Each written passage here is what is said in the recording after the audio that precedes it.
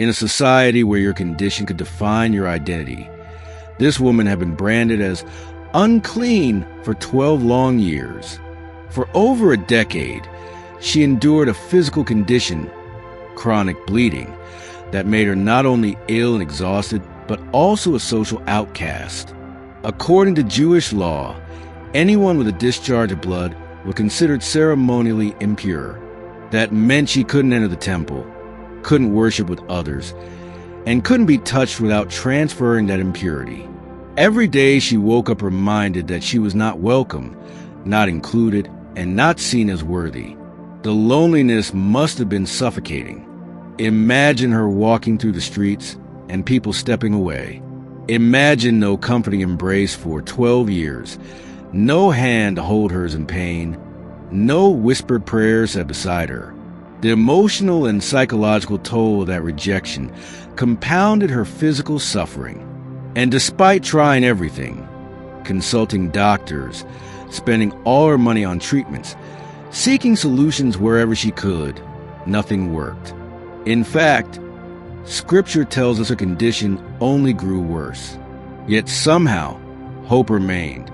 She heard stories of a man named Jesus of Nazareth, a rabbi unlike any other, one who didn't avoid the unclean but touched them, one who welcomed the sinner, who healed the broken, who saw the invisible. Perhaps she heard about the leper who had been healed with a simple touch, or the blind man who received sight through a word. Something stirred in her heart. She began to wonder, could he heal me too? Would he care about someone like me? Her hope took form as a desperate but determined thought.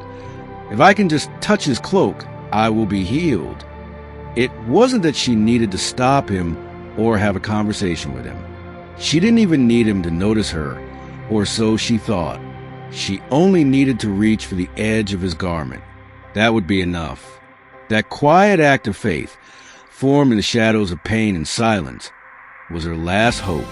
And yet, it was also her boldest act. By going out in public and walking among the crowd, she risked being recognized, shamed, and even punished. She wasn't supposed to be there. She wasn't supposed to touch anyone. But when faith rises high enough, it pushes past fear. Her faith wasn't loud or public. It didn't demand attention or miracles. It was simple. It was quiet, but it was powerful. In her weakened state, she pressed through the crowd, likely veiled, eyes on Jesus, heart pounding. Every step was a prayer, every breath a silent plea. She knew this could be the end of her suffering, or it could lead to deeper humiliation. But still, she moved forward, because in her heart, she believed, if I just touch him. In that moment, faith met opportunity. Desperation met divinity. A trembling hand reached for hope incarnate, and everything was about to change. Her hand brushed the hem of his robe, just the edge, just a moment, and something unimaginable happened. Something she had longed for but never truly expected. The bleeding stopped. Immediately. No gradual improvement. No waiting. No rituals. No words. Her body was healed in an instant. She knew it. She felt it in her bones, in her muscles, in her spirit. The flow of blood that had plagued her every day for over a decade simply ceased. Strength returned. Pain lifted. A new stillness filled her body. An unfamiliar sensation bloomed inside her. Peace. But even more astonishing, Jesus stopped. In the middle of the chaos, the crowd, the noise, he paused. The disciples were probably jostling him, people shouting questions, others pushing to get close. Yet he turned and asked, "Who touched me?" To the disciples, the question made no sense.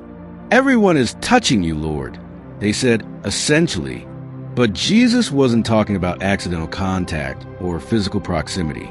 He had felt power go out from him. Something spiritual had taken place. He knew that someone had touched him with faith, with expectation, with belief. And he wasn't going to let that go unnoticed.